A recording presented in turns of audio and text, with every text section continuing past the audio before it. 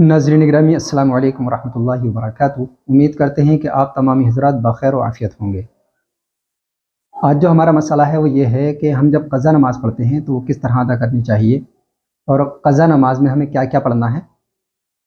और बहुत सारे लोग ये समझते हैं कि अगर हमारी जमात छूट गई, जमात के बाद जब हम नमाज़ पढ़ते हैं तो वो ये समझते हैं कि शायद अब क़ज़ा हो गई हमारी नमाज़ और हम क़ज़ा पढ़ेंगे। तो इसके ताल्लुक़ से हम बात करेंगे, क्योंकि ये सवाल बहुत मरतबा जो है पूछा। तो देखिए, हम जो ये समझते हैं कि हमारी अगर जमात छूट चुकी है तो उसके बाद अगर हम नमाज़ पढ़ रहे हैं, जमात निकलने के फ़ौरन बाद ही या थोड़ी बहुत देर बाद, मिसाल के तौर पर ज़ोहर की नमाज़ हमारी 2 बजे है, 2 बजे अगर हमारी नमाज़ छूट गई और हम 2:30 बजे नमाज़ पढ़ रहे हैं, तो बहुत सारे लोग इसमें ये समझते हैं कि हम जब 2:30 बजे जो नमाज़ पढ़ रहे हैं तो इमाम साहब तो पढ़ा कर चले गए हैं, लेकिन अब हम जो पढ़ेंगे ये क़ज़ा पढ़ेंगे। तो देखिए, ऐसा नहीं है।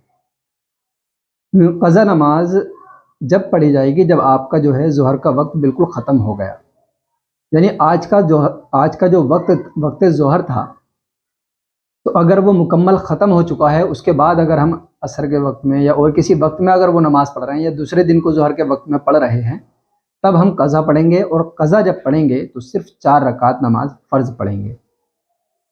बहुत सारे लोग ये समझते हैं कि शायद पूरी नमाज़ पढ़ी जाती है जब हम क़ज़ा पढ़ते हैं, तो ऐसा नहीं है। फ़र्ज़ जो नमाज है 4 रकात, वो 4 रकात पढ़ी जाएगी जब हम क़ज़ा पढ़ेंगे तो। और ख़ास जो मसला है वो यही है कि हम जो ये समझते हैं कि जमात के बाद जब हम नमाज़ पढ़ेंगे क़ज़ा होगी, क्योंकि एक मरतबा ये भी हुआ हमारे साथ कि कुछ लोगों ने सवाल पूछा कि अगर ज़ोहर की सुन्नतें अगर रह जाती हैं पहले और जमात का वक्त हो गया, तो जमात के बाद नमाज़ पढ़ने के बाद वो 4 सुन्नतें पढ़ते हैं। तो एक जगह ये मसला पूछा गया कि अब हम जमात के बाद जब पढ़ेंगे तो ये 4 रकात नमाज क़ज़ा पढ़ेंगे या अदा होंगी हमारी। तो हमने बताया कि भाई, सबसे पहली बात तो ये है कि सुन्नतों की क़ज़ा नहीं है, और दूसरी बात, आप वक्त पे पढ़ रहे हैं, भले ही थोड़े लेट हो गए हैं पढ़ने में, लेकिन पढ़ तो आप वक्त पर रहे हैं ना, तो इसलिए वो अदा ही होगी, क़ज़ा नहीं होगी। तो कोई और मौलाना साहब से थोड़ी बहस हुई, खैर कोई बात नहीं, वो मसला हमने समझा दिया। तो इसमें भी यही समझाने का मकसद है कि जब अगर हमारी नमाज़ छूट गई है, अगर हमारी जमात छूट चुकी है, उसके बाद अगर हम नमाज़ पढ़ रहे हैं, तो ऐसा नहीं है कि हमारी नमाज़ जो है क़ज़ा हो गई। जमात हमारी छूट गई, जमात के साथ नमाज़ पढ़ने का सवाब तो नहीं मिलेगा, लेकिन वो नमाज आपकी अदा ही होगी। और अगर उसके बाद आप किसी और वक्त में उस नमाज़ को पढ़ रहे हैं, तब क़ज़ा होगी। और क़ज़ा में आपको अगर 4 रकात वाली नमाज़ है तो 4 रकात पढ़नी है, और अगर मगरिब वगैरह की नमाज़ है तो आपको जो है 3 रकात पढ़नी है।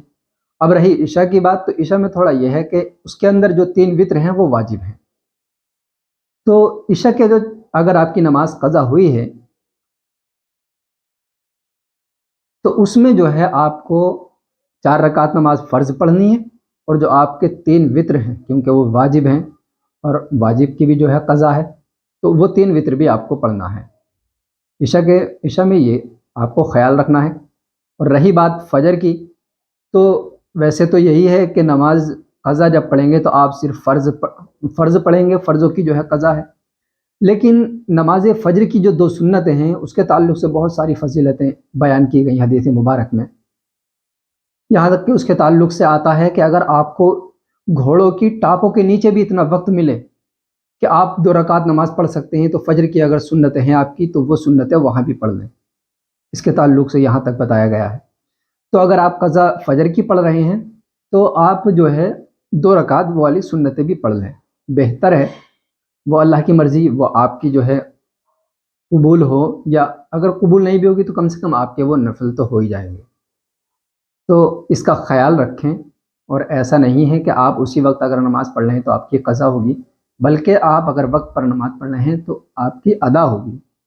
लेकिन जो अगर आप जमात छूट चुकी है तो आपकी जमात का सवाब कम हो जाएगा, बस ये फ़र्क है। अल्लाह तबारक व तआला हमें मसाइल सीखने की तौफ़ीक़ अता फ़रमाए। उम्मीद करते हैं कि ये मसला भी आपकी समझ में आया होगा। अल्लाह तबारक व तआला हमें अमल की तौफ़ीक़ अता फ़रमाए। अस्सलामु अलैकुम।